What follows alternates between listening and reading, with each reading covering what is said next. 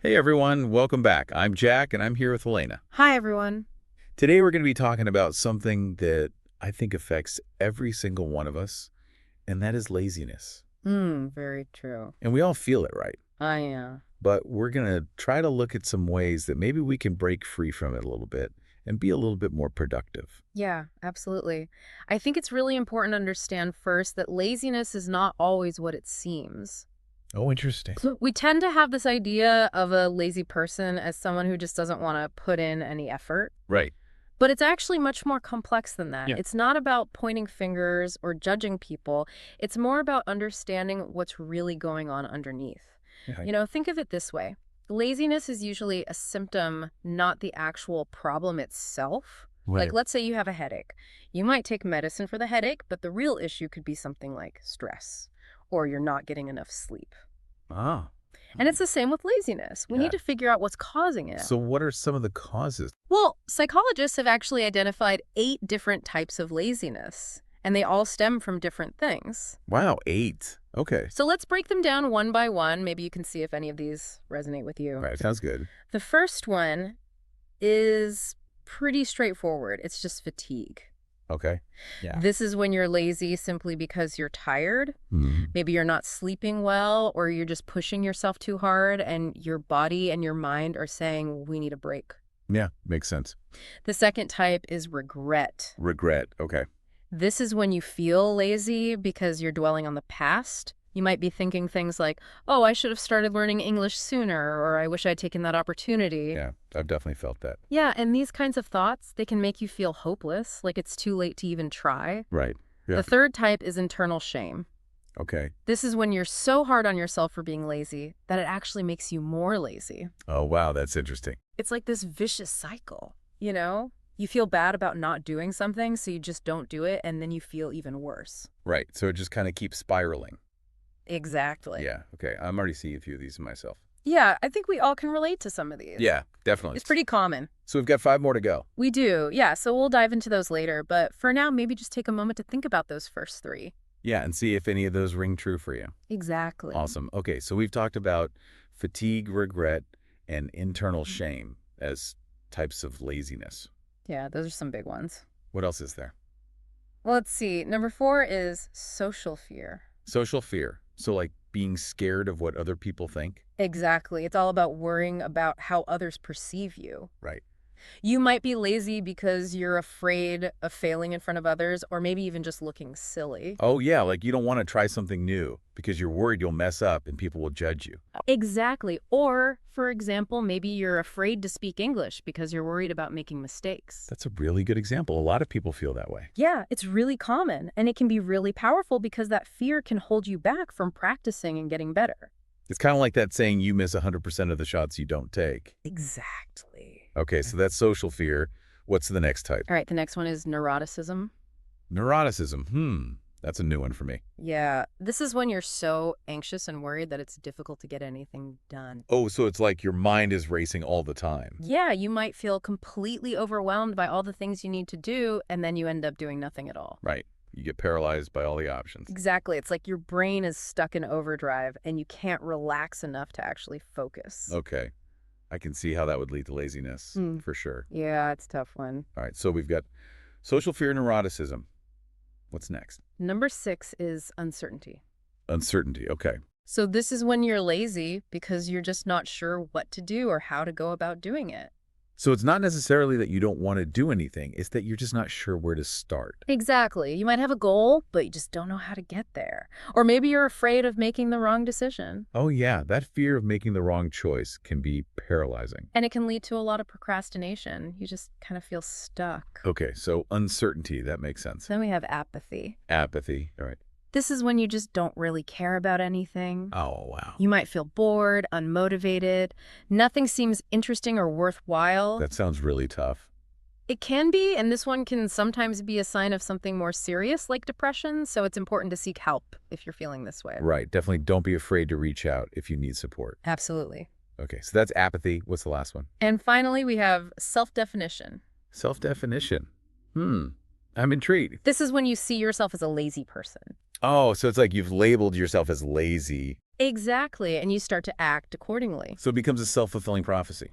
Exactly. If you believe you're lazy, you're more likely to behave in ways that confirm that belief. Okay, so that's a really important one to be aware of, I think, because we need to be careful about the labels we put on ourselves. Absolutely. Our thoughts and beliefs can have a powerful impact on our actions. All right, so those are the 8 types of laziness.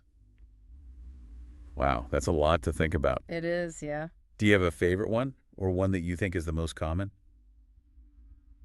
Hmm. That's a tough question. I think they're all pretty common in different ways, but if I had to choose, I think maybe self-definition can be really sneaky because it's not always obvious. Right, it's kind of like an underlying current that affects everything else. Exactly. Well, it's definitely been helpful to go through all of these different types. I hope so. Now that we've kind of identified the problem, what do we do about it? How do we actually overcome laziness? Right. Well, that's a great question, and that's what we're going to dive into next. All right, so we talked about all these different types of laziness, and we even touched on motivation a little bit. Yeah, we did. But now let's get to the good stuff. The part where we talk about how to actually break free from these lazy habits. Yeah. What can we actually do? Well, one thing that can be really helpful is making it harder to do the things that make us lazy and easier to do the things that help us. Okay, so like what kind of things are you talking about? Well, think about it this way. If you're trying to eat less junk food, Mm-hmm. don't keep it in your house. Oh, so you're saying like remove the temptation. Exactly. Make it harder to get to those unhealthy snacks. That makes sense. On the flip side, if you want to exercise more, Mm-hmm. make it as easy as possible for yourself to actually do it. So like what lay out your workout clothes the night before. Exactly. Or maybe find a gym that's really close to your house or your work. Yes, you don't have to go out of your way to get there. Right. The less resistance there is, the more likely you are to actually follow through. That's a really good point. And another strategy that I like is scheduling your lazy time. Scheduling your lazy time. Okay. Instead of feeling guilty about relaxing, actually plan for it. I like that.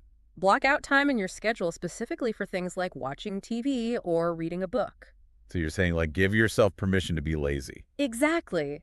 That way you can enjoy your downtime without feeling like you should be doing something else. Yeah, and it makes the lazy time more enjoyable because you don't have that guilt hanging over you. Right. It's all about balance. I like that a lot. And one more thing that can be super helpful is finding an accountability partner. Oh yeah, accountability. That's a big one. It can make a huge difference. So who would this accountability partner be? It could be anyone, really.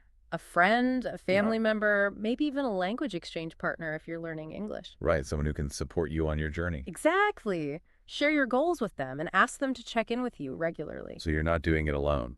Right. Knowing that someone else is rooting for you and kind of keeping you on track can be really motivating. That's a really good point. Yeah. I think a lot of people underestimate the power of having that support system. Definitely. So we've talked about making bad habits harder, good habits easier, scheduling lazy time, and finding an accountability partner. Are there any other tips that you would recommend? Well, beyond these practical tips, I think it's also important to remember that there are some deeper principles that can help us overcome laziness, and it all starts with our mindset. Our mindset. We need to be kind to ourselves. We Right. need to challenge those negative thoughts that tell us we're lazy or incapable. That's so important. I think a lot of people get stuck in that negative self-talk. Yeah, it's really easy to do, but it's so crucial to remember that everyone struggles with laziness sometimes.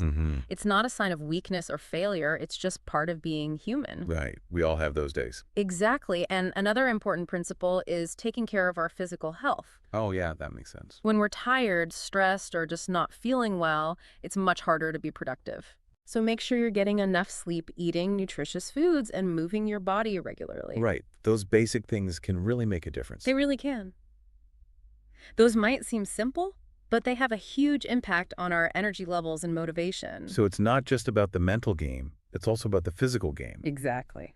And then one last thing that I've found to be really helpful is paying attention to my environment. Oh, yeah. Your surroundings can definitely play a role. If my workspace is cluttered and distracting, it's so much harder for me to focus. Absolutely.